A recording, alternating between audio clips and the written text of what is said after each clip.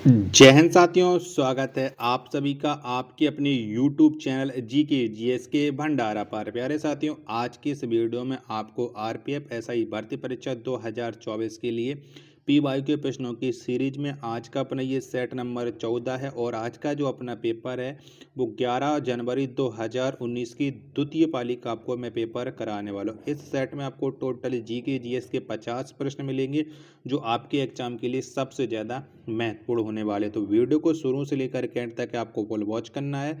Video पसंद आए तो वीडियो को अपने दोस्तों के पास ज़्यादा से ज़्यादा शेयर कीजिएगा और चैनल को अभी तक आप लोगों ने सब्सक्राइब नहीं कर रखा होगा तो चैनल को आप लोग जरूर सब्सक्राइब कर लीजिएगा। तो फिर चलिए शुरू करते हैं।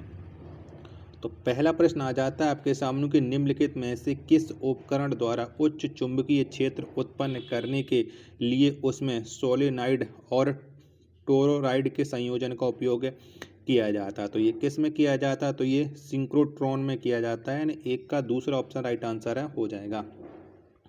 दूसरा प्रश्न है आपके सामने कि यमुना नदी डॉट डॉट में गंगा से मिलती है। तो जो यमुना नदी है वो गंगा से इलाहाबाद में मिलती है। दूसरे का तीसरा ऑप्शन करेक्ट आंसर है हो जाएगा। तीसरा प्रश्न आ जाता है आपके सामने कि बिग बैंग सिद्धांत का प्रतिपादन किसने किया था। तो बिग बैंग सिद्धांत या जो थ्योरी है इसको जॉर्ज लेमेतेरे के द्वारा प्रतिपादन किया गया था। तीन का दूसरा ऑप्शन राइट आंसर है हो जाएगा।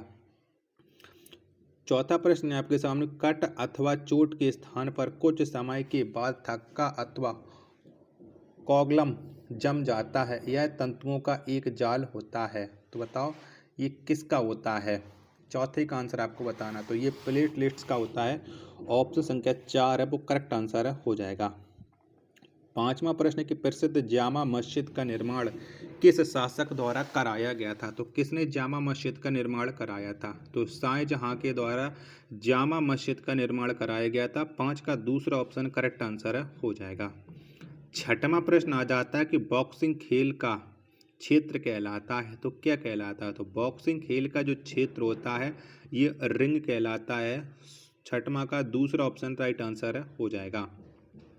सातवां प्रश्न है आपके सामने कि एक द्विबीजपत्री पत्ते की ऊपरी और निचली बाह्य त्वचा के बीच पाया जाने वाला ऊतक कहलाता है। तो ऊतक ये क्या कहलाता है? तो ये मोसोफिल कहलाता है। 7 का दूसरा ऑप्शन करेक्ट आंसर है हो जाएगा। आठवां प्रश्न है आपके सामने कि वर्तमान में लोकसभा सदस्यों की संख्या कितनी है? तो वर्तमान में जो लोकसभा सदस्यों की संख्या है वो 545 है, यानी 8 का तीसरा ऑप्शन करेक्ट आंसर है हो जाएगा। चलिएगा, वीडियो पसंद हो तो आपको जरूर आ ही रही होगी तो चैनल को आप लोगों ने सब्सक्राइब जरूर कर रखा होगा। नहीं कर रखा होगा तो अब आप लोग ईमानदारी के साथ सब्सक्राइब जरूर कर लीजिएगा। नौवां प्रश्न है कि भारत का संविधान क्रियान्वित हुआ तो ये कब से है लागू? तो भारत की जो संविधान है वो 26 जनवरी 1950 से लागू है, यानी 9 का दूसरा ऑप्शन है वो राइट आंसर है हो जाएगा। 10वां प्रश्न आ जाता है आपके सामने कि धारा घनत्व का एसआई मात्रक क्या है? तो कौन सा है?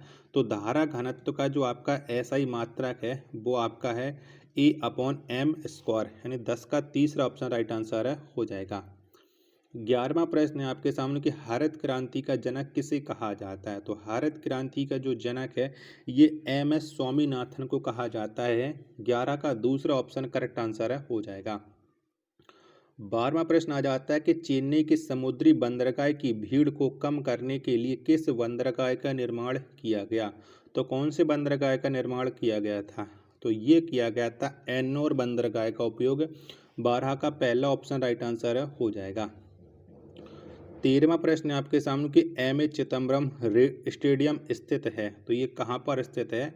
13 का आंसर आपको बताना है। तो ये चेन्नई में स्थित है। 13 का ऑप्शन संख्या 4 एकदम राइट आंसर आप लोगों का हो जाएगा।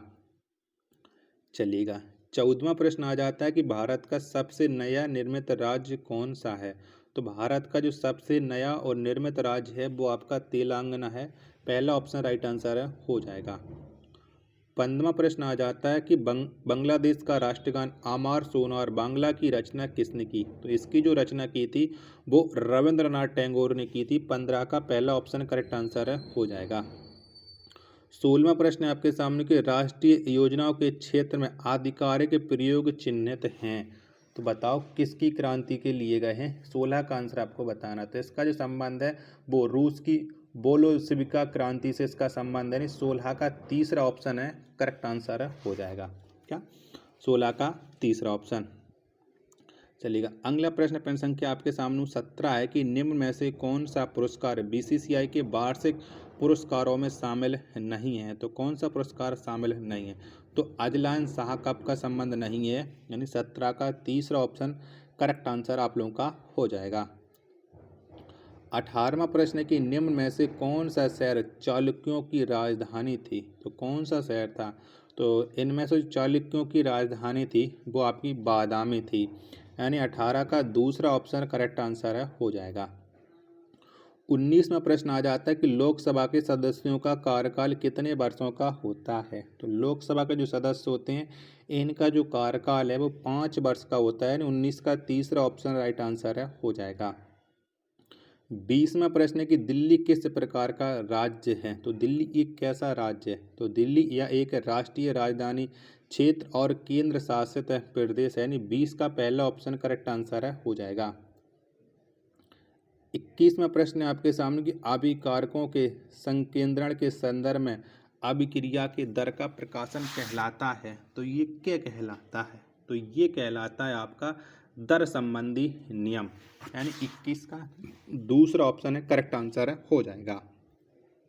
22वां प्रश्न आ जाता है कि निम्न में से मवेशियों की किस नस्ल का उपयोग दो उद्देश्यों के लिए होता है। तो कौन सी नस्ल का उपयोग होता है, तो ये देओनी नस्ल का उपयोग किया जाता है, यानी 22 का पहला ऑप्शन राइट आंसर है हो जाएगा। 23वां प्रश्न आ जाता है आपके सामने कि भारतीय फुटबॉल के इतिहास का स्वर्णिम युग किस काल को कहा जाता है। तो भारतीय फुटबॉल के इतिहास का जो स्वर्णिम काल कहा जाता है वो 1951 से लेकर के 1962 को कहा जाता है, यानी 23 का दूसरा ऑप्शन है वो करेक्ट आंसर है हो जाएगा। 24वां प्रश्न है आपके सामने कि किस भारतीय राज्य में सूती वस्त्र मिलों की संख्या सबसे अधिक है। तो कौन से राज्य में सबसे ज़्यादा सूती मिलें हैं, 24 का आंसर आपको बताना है। तो सबसे ज़्यादा जो सूती मिलें हैं वो भारत के महाराष्ट्र राज्य में है, 24 का तीसरा ऑप्शन करेक्ट आंसर हो जाएगा। आशा करता हूँ कि आपको ये वीडियो ज़रूर पसंद आ रही होगी, तो प्लीज़ वीडियो को लाइक करें। चैनल को सब्सक्राइब नहीं कर रखा होगा, चैनल को आप लोग ज़रूर सब्सक्राइब कर लीजिएगा। 25वां प्रश्न आपके सामने कि प्रसिद्ध कढ़ाई की कला गोटा का संबंध डॉट डॉट से है। तो गोटा का संबंध कौन से भारतीय राज्य से है, 25 का आंसर आपको बताना। तो इसका संबंध राजस्थान राज्य से है, दूसरा ऑप्शन राइट आंसर हो जाएगा। 26वां प्रश्न कि दिल्ली के किस सुल्तान ने टका और जिंतल सिक्कों को प्रचलित किया। तो ये किसने प्रचलित किया था, तो ये इल्तुतमिश ने किया था। 26 का ऑप्शन संख्या 4 है वो राइट आंसर है हो जाएगा। 27वां प्रश्न आ जाता है कि प्रसिद्ध रचना तूतीनामा डॉट डॉट के शासनकाल में रची गई थी। तो तूतीनामा का किसके शासनकाल में रची गई थी, तो तूतीनामा ये अकबर के शासनकाल में रची गई थी। 27 का दूसरा ऑप्शन करेक्ट आंसर है हो जाएगा। 28वां प्रश्न है आपके सामने कि किसी वस्तु की गतिज ऊर्जा में परिवर्तन वस्तु पर लगाए गए कुल बल के बराबर होता है, यह कथन संबंधित है। तो इस कथन का संबंध किससे है, 28 का आंसर आपको बताना है। तो कार ऊर्जा पिरमेश से इसका संबंध है, 28 का तीसरा ऑप्शन राइट आंसर है हो जाएगा। 29वां प्रश्न आ जाता है कि भारतीय संसद के दोनों सदनों में से स्पीकर द्वारा किस सदन की अध्यक्षता की जाती है। तो स्पीकर के द्वारा जो अध्यक्षता की जाती है वो लोकसभा की जाती है, 29 का पहला ऑप्शन राइट आंसर है हो जाएगा। 30वां प्रश्न आ जाता है आपके सामने कि शारदीय विश्व किस तिथि को होती है। तो बताओ शारदीय विश्व कब होता है, 30 का आंसर आपको बताना। तो ये 22 अथवा 23 सितंबर को होता है, चौथा ऑप्शन राइट आंसर है हो जाएगा। 31वां प्रश्न आ जाता है कि हिंदुस्तानी संगीत की शैली ख्याल का अर्थ होता है। तो क्या होता है, तो ख्याल का जो अर्थ होता है वो कल्पना होता है, यानी 31 का चौथा ऑप्शन है वो राइट आंसर है हो जाएगा। 32वां प्रश्न है कि निम्न में से किस सदन के सदस्यों की आयु 25 वर्ष से कम नहीं होनी चाहिए। तो लोकसभा सदस्यों की आयु है वो 25 वर्ष से कम नहीं होनी चाहिए, यानी 32 का चौथा ऑप्शन करेक्ट आंसर है हो जाएगा। चलिएगा नेक्स्ट प्रश्न आ जाता है आपके सामने। प्रश्न संख्या है 33 कि न्यूनतम समर्थन मूल्य संबंधित है, तो इसका संबंध किससे है?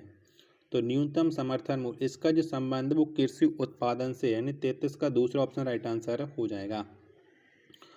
34वां प्रश्न आ जाता है कि डॉट डॉट की स्मृति को यादगार बनाए रखने के लिए आधुनिक ओलंपिक में मैराथन दौड़ की शुरुआत की गई थी। तो बताओ किसकी स्मृति को बनाए रखने के लिए मैराथन दौड़ की शुरुआत हुई थी? तो ये फ्रेडी प्लीज की स्मृति को बनाए रखने के लिए, यानी 34 का तीसरा ऑप्शन राइट आंसर हो जाएगा। 35वां प्रश्न आ जाता है कि राज्यसभा सदस्यों की अधिकतम संख्या कितनी होती है? माफी चाहता हूँ, थोड़ा गलत पढ़ लिया। तो बताओ राज्यसभा सदस्यों की अधिकतम संख्या कितनी होती है? तो ये 250 होती है। 35 का तीसरा ऑप्शन राइट आंसर हो जाएगा। 36वां प्रश्न आ जाता है कि निम्न में से कौन सा एक गैसीय ग्रह है? तो बताओ कौन सा है? तो इनमें से जो गैसीय ग्रह है वो आपका बृहस्पति है। 36 का तीसरा ऑप्शन राइट आंसर हो जाएगा। 37वां प्रश्न है कि मानव विकास सूचकांक में स्वास्थ्य घटक मापा जाता है। तो बताओ स्वास्थ्य घटक किससे मापा जाता है? तो मानव विकास सूचकांक में ये जन्म के समय जीवन प्रत्याशा से मापा जाता है। 37 का चौथा ऑप्शन है वो राइट आंसर हो जाएगा। 38वां प्रश्न है कि भारतीय शासन व्यवस्था में केंद्र शासित प्रदेशों की संख्या कितनी है? तो कितनी है? तो इसमें जो संख्या है वो 7 है। 38 का दूसरा ऑप्शन है वो राइट आंसर हो जाएगा। 39वां प्रश्न है कि निम्न विकल्पों में दिया गया कौन सा युग्म गलत सुमेलित है? बताओ इनमें से कौन सा गलत है, ये आपको बताना है। तो इसमें जो गलत है वो आपका लाटी, इसका संबंध वो कर्नाटक से नहीं है। ठीक है, ये आपकी पता है क्या है, ये आपकी कलाएं हैं। 39 का दूसरा ऑप्शन राइट आंसर हो जाएगा, या मार्शल आर्ट भी बोलते हैं इनको। 40वां प्रश्न है आपके सामने कि नाभिकीय रिएक्टरों में निम्न में से कौन सा जल के पूर्ण विद्युत अपघटन से निर्मित होता है और एक नियंत्रक के रूप में प्रयुक्त होता है? तो कौन प्रयुक्त होता है? 40 का आंसर आपको बताना। तो ये भारी जल का प्रयोग किया जाता है। ऑप्शन संख्या 4 है वो राइट आंसर हो जाएगा। चलिएगा अगला प्रश्न संख्या 41 है आपके सामने की निम्न में से कौन सा रंग की अशुद्धियों को आवेशित कर घोल को रंगहीन कर देता है? तो कौन कर देता है? तो ये एनिमल चारकोल कर देता है। 41 का चौथा ऑप्शन है वो राइट आंसर हो जाएगा। 42वां प्रश्न आ जाता है आपके सामने कि राजा रवि वर्मा का संबंध डॉट डॉट राज्य से है। तो कौन से राज्य से? तो राजा रवि वर्मा, इनका जो संबंध है वो केरल राज्य से है। 42 का दूसरा ऑप्शन करेक्ट आंसर हो जाएगा। 43वां प्रश्न कि पृथ्वी की सबसे बाहरी परत क्या कहलाती है? तो क्या कहलाती है? तो पृथ्वी की जो बाहरी परत है ये कहलाती है भूपर्टी, यानी 43 का पहला ऑप्शन राइट आंसर हो जाएगा।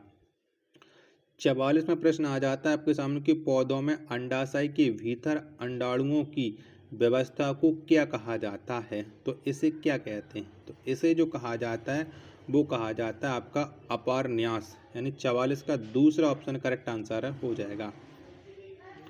45वां प्रश्न है आपके सामने कि WTO के अनुसार वस्तु एवं सेवाओं पूंजी एवं श्रम शक्ति का देश की सीमाओं के पार अप्रतिबंधित आवाजाही के द्वारा पूरे विश्व में अर्थव्यवस्था की गति कहलाती है। तो ये क्या कहलाती है? तो ये वैश्वीकरण कहलाती है। 45 का पहला ऑप्शन राइट आंसर हो जाएगा।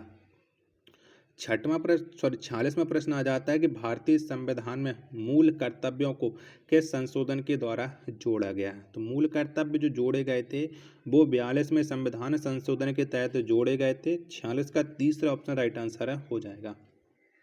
47वां प्रश्न है आपके सामने कि FCI समय समय पर खुले बाजार में पूर्व निर्धारित कीमतों पर गेहूं की बिक्री का कार्य कर रहा है, यह कहलाता है। तो ये क्या कहलाता है? तो ये खुली बाजार बिक्री योजना कहलाती है। 47 का चौथा ऑप्शन राइट आंसर हो जाएगा।